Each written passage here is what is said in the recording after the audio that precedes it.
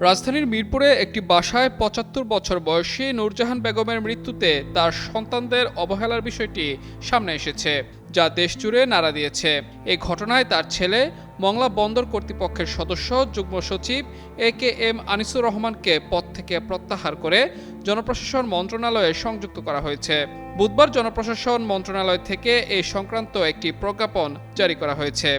এর আগে দুপুরে জনপ্রশাসন প্রতিমন্ত্রী মোহাম্মদ আব্দুল বারী জানিয়েছিলেন, পিতামাতার ভরণ-পোষণ আইন অনুযায়ী তার বিরুদ্ধে ব্যবস্থা নেওয়া হবে। এ বিষয়ে যুগ্ম সচিব AKM আনিসুর রহমানের বক্তব্য নেওয়া সহ প্রয়োজনীয় প্রক্রিয়া অনুসরণ করা হবে।